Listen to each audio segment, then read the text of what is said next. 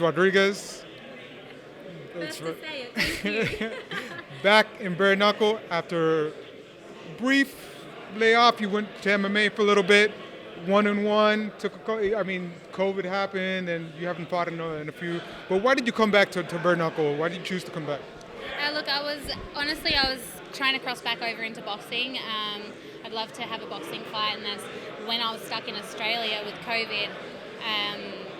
I was looking at having a boxing fight, and then my manager contacted me about bare-knuckle, and I was like, well, it makes sense. You know, my contract expired with Bellator, and I was a free agent, and I always had intentions of coming back to bare-knuckle, and it just so happens to fall into place, I guess.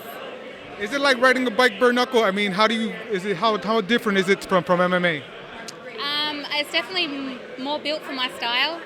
I've always been a strong striker and a good boxer, so and I think the bare-knuckle aspect kind of it gives me an edge just because of MMA. You know, the MMA gloves aren't much different to wearing no gloves. It feels the same to get hit. You just got to look after your hands a little bit more. But yeah, look, I think bare-knuckle. I'm made for bare-knuckle. My style works for it, and I proved that in my first 3 fights, and I'm going to prove it on Friday night. Are you staying in bare-knuckle for good, or maybe going back to MMA? What's the goal? No, I'm pretty much done with MMA. I think boxing and bare-knuckle boxing is where it's at. I definitely think, obviously, I'm much better at boxing than I was at MMA. I had a pretty shitty MMA career, I guess. I had a lot of downs, not many ups. So yeah, it's time to kind of leave MMA behind. What is your goal coming back in BKFC? Is it winning the championship? Is it fighting Paige? Is it fighting Rachel Ostovich? What's your goal? Look, I'm always going to look for the gold, that's for sure, but I'm open to any fight right now. I obviously really want to fight Paige VanZant. I feel like we've got unfinished business, and it would be great to have a bare-knuckle boxing fight with her.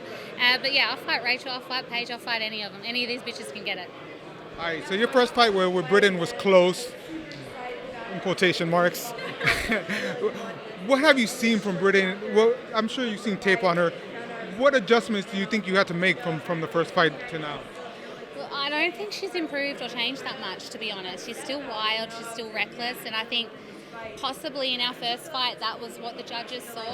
They saw her swinging for the fences and maybe gave her points when they weren't really there. So I'm just not going to be there to even give her an opportunity to swing on.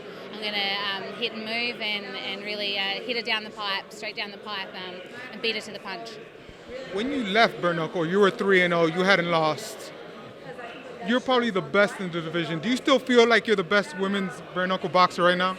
I definitely think I'm one of the best bare-knuckle boxers, period, whether it be women or men.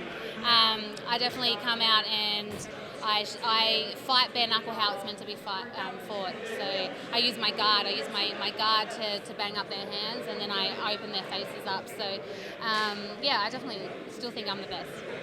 All right, so give me a prediction. How is the fight going to end with Britain on Friday?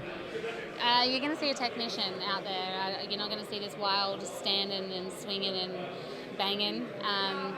It's definitely, you know, my first fight with her, I was still the more pronounced boxer out there. I'm just not going to give her an opportunity.